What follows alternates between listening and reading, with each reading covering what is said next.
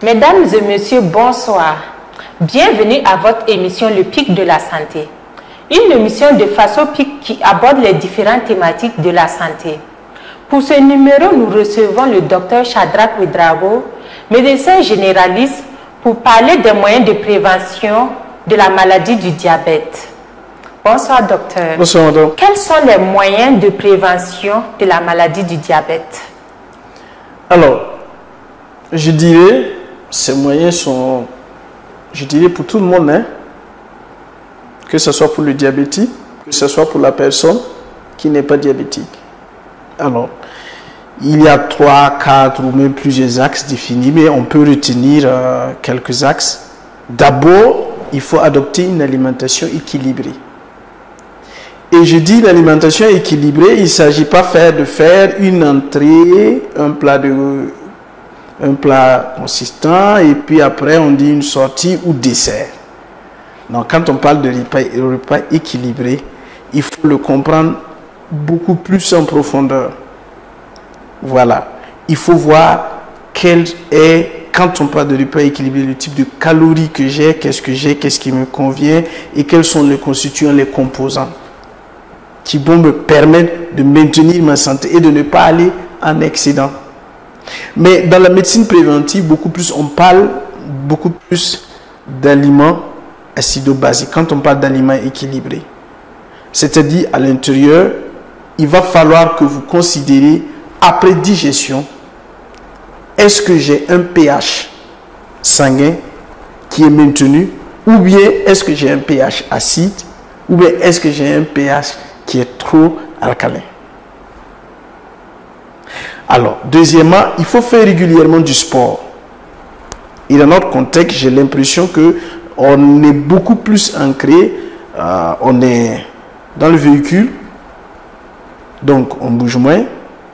Au bureau, on est assis. Après, on descend la plupart du temps. Si on n'est pas dans un maquis, on est à la maison, on est encore assis.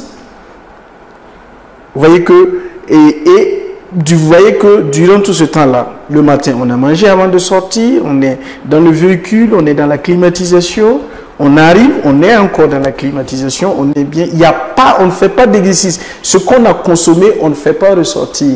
On ne brûle pas les calories. Donc, il faut faire régulièrement du sport. Il faut éviter le tabac, l'alcool. Mais quand on dit d'éviter l'alcool, les gens voient derrière. Donc, si je ne consomme pas l'alcool, je peux me permettre de consommer la sucrerie. Là aussi, c'est un piège. Parce que quand on dit d'éviter l'alcool, le tabac, on ne dit pas de vous convertir en une personne qui consomme la sucrerie. Non. On vous dit de les éviter. Et je dirais même d'ajouter aussi la sucrerie. Quand on est une personne qui est immobile, qui ne fait pas trop d'efforts, il faut éviter d'en consommer. Et je dirais aussi, apprenez à lire les étiquettes, les compositions de ce que vous mettez dans la bouche. Et soyez informés que dans votre organisme, vous avez besoin de 1,26 g par litre. Si vous prenez une boisson qui fait 18 grammes, la seule bouteille vous fait 18 grammes. Vous en consommez 3 par jour ou 4. Sous prétexte que je ne mange pas, donc je peux prendre de la sucrerie. Il y a un problème. Vous allez, on vous dit, voici, on a boisson, qu'on dirait quoi, boisson naturelle. Ou bon, on vous dit, voilà, c'est une boisson naturelle. Et vous ne lisez pas la composition. Souvent, il faut lire parce qu'ils mettent la composition. Ils vous mettent sucre. Ils peuvent même vous mettre des sucres complexes, comme l'aspartame, comme la sucralose. Et vous ne faites pas attention. Pas parce qu'on n'a pas mis sucre et on a mis une autre molécule qui est complexe, vous croyez qu'il n'y a pas de sucre là-bas. Il y a bien et bien du sucre. Souvent même, qui dans son dynamisme peut être 650 fois plus puissant que le sucre blanc. Et que l'on met souvent aussi dans les boissons.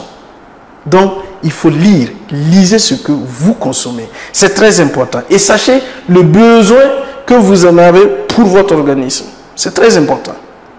Et aussi, savoir que si je prends le temps, c'est parce que c'est très important. Savoir que, en fait, quel que soit ce que vous mangez, même si ce n'est pas du sucre, ça doit être converti en sucre pour être utilisé. Donc vous voyez que souvent même on n'en a pas besoin, mais on prend par plaisir parce que la langue aime beaucoup le sucre. Alors, si on est obèse, il faut faire tout pour perdre du poids.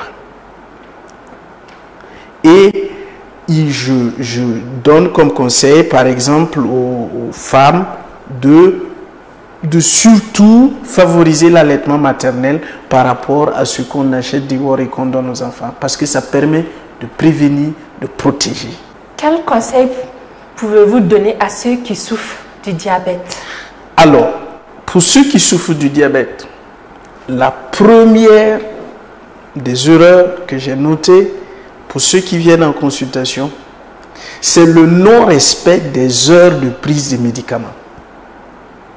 Quelqu'un qui n'a pas une vie, excusez-moi du terme, réglée ou ordonnée, va avoir du mal à prendre soin de son diabète.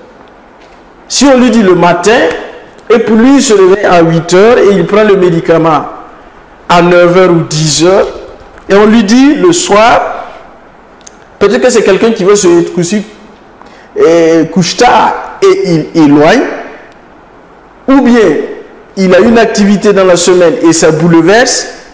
D'abord, le non-respect est un premier problème que vous devez régler avec vous-même. On n'a pas besoin du médecin. Il faut respecter les heures de prise des médicaments. Quand on dit le matin, c'est avant 8 heures. Quand 8 heures arrive, ce n'est plus le matin pour une prise de médicaments. Quand on vous dit le soir, ne dépassez pas 20 heures parce que ce n'est plus le soir. Donc, voici d'abord ce qu'il faut considérer. Deuxièmement, il faut vous informer par rapport aux complications qui peuvent survenir dans l'évolution du diabète. Et troisièmement, vous devez tout faire pour savoir, quand vous prenez les médicaments, quelles sont les réactions que vous avez pour vite informer votre médecin. Parce qu'il y en a qui cachent. Il y en a qui prennent des médicaments et qui disent « Ah, quand je prends, je me sens fatigué. » Ils ne tiennent pas à informer le médecin. Ils restent là. Pourtant, il y a quelque chose qui se passe. Et la dernière des choses que je peux leur dire, il ne faut pas en prendre la maladie et en faire un frein à votre vie. Il y en a, quand tu les rencontres, et leur phrase de tous les jours, je suis diabétique, je suis diabétique, je suis diabétique. Non, il faut savoir vivre avec cette pathologie et savoir comment je fais pour très bien me soigner et savoir qui est-ce que je peux m'approcher pour prévenir les complications qui sont peut-être de deux ordres. Soit premièrement parce que vous ne prenez pas soin, vous ne prenez pas soin de vous-même et de la pathologie, et deuxièmement parce que les prescriptions médicamenteuses ont entraîné des complications qui sont en train de survenir. Donc il y a les deux qu'il faut connaître et maîtriser. En tant que patient, ça vous permet de bien vous orienter parce que le médecin, il n'a pas le temps de se déplacer dans chaque famille pour prendre ces informations-là. Mais quelles peuvent être les complications liées au diabète? Les complications, la plupart du temps, ce qui sonne vite et qui étonne tout le monde ou qui, je dirais, fait peur aux gens, c'est la complication cardiaque. Ensuite, vous aurez rénal. Ensuite, vous pouvez avoir aussi neurologie. Et quand ça atteint surtout la partie neurologique avec la neuropathie périphérique, je vous dis, c'est pas facile. Ni pour le malade, ni pour la famille. Parce que vous aurez une personne handicapée à prendre en charge. Et les gens ont l'habitude de dire qu'ils deviennent un malade ping-pong. Quand on dit ping-pong, ça veut dire je suis chez le diabétologue, après je suis chez le néphrologue, après je suis chez le neurologue, après je dois aller voir le cardiologue. En fait, vous êtes en train de tourner. Et quand ça devient comme ça, vous voyez que ça devient un poids, vous devenez un lourd fardeau pour la famille. Peut-on guérir du diabète? Ma réponse va vous choquer. Parce qu'il ne faut pas être absolu, strict, et dire que s'il y a ceci, il y a cela. Il faut toujours, quand on apporte une réponse, faire l'ouverture pour permettre aux gens de pouvoir évoluer. Pour l'instant, dans la médecine conventionnelle, on ne guérit pas du diabète. La médecine alternative apporte des preuves de guérison du diabète, mais qui ne sont pas encore validées par la médecine. C'est-à-dire que par nos grands maîtres. Il faut le dire pour que les gens puissent savoir qu'il y a d'autres qui se soignent autrement, qui préfèrent des molécules naturelles pour supporter et sortir du tunnel. Pour l'instant, il n'y a pas de médicament conventionnel signé qui prouve que c'est ça qui guérit le diabète. Mais il y a d'autres moyens que les gens prennent. Est-ce que c'est validé par la science? Jusqu'à présent, non. Mais est-ce pour autant qu'il faut fermer la porte à d'autres personnes qui veulent l'essayer? Je parle ainsi pour permettre aux gens aussi et à nos collègues de permettre aux gens de pouvoir faire des recherches dans le sens de la guérison et ne pas rester. Quand c'est chronique, on arrête là et on n'évolue pas. Parce que quand le malade est informé qu'il est condamné, c'est comme si on lui avait enlevé l'espoir de vivre. Quel conseil avez-vous pour toute la population pour terminer? Pour toute la population, c'est vraiment grand comme conseil, c'est assez très vaste. D'abord, je dirais, votre santé, c'est vous-même qui payez le prix. Parce que nous sommes dans un pays sous-développé. Nous n'avons pas encore les moyens qui nous permettre de prendre en charge tout. Si tu as le diabète, tu prends ton carnet d'assurance et tout est pris en charge. Non. Et même s'il y a ça, il y a certaines choses que les assurances ne vous permettent plus de faire. Et si on continue comme ça, on va avoir une population malade. L'État sera obligé de voter des budgets pour subventionner. Pendant qu'on est en train de soigner les diabétiques, ceux qui ont d'autres problèmes vont crier et ça va créer un nœud de problème. Voilà pourquoi je dis, il faut qu'on arrête de prendre le problème personnel et d'en donner à une autre personne. C'est nous qui souffrons. Sachez que quand vous êtes diabétique, c'est vous qui souffrez d'abord avant que l'État ne soit informé que vous êtes malade. Donc la première des choses, vous-même d'abord, cherchez à vous éduquer. Cherchez à éduquer la langue. Et s'il vous plaît, veuillez transmettre un héritage culturel alimentaire à vos enfants. Pour qu'on arrête de rendre les gens prédisposés au diabète. Parce que vous allez remarquer que dans une famille où le papa, la maman diabétique, remarquez leurs habitudes alimentaires. Si l'enfant grandit dans un environnement où il est mal nourri, où il est mal éduqué sur le plan alimentaire, sûrement qu'il va faire le diabète. Et je dis à ceux qui sont prédisposés, vous pouvez commencer à fermer les portes d'accès. Tout en ayant une bonne hygiène de vie, tout en éduquant votre langue et en transmettant aussi cet héritage-là à vos enfants. Ça permet de mieux se soigner. Et moi je dirais, c'est la meilleure médecine qui vous permet d'éviter la maladie. Parce que vaut mieux ne pas être malade que d'être malade et d'en chercher les solutions. Et la deuxième chose, il faut apprendre à écouter votre organisme.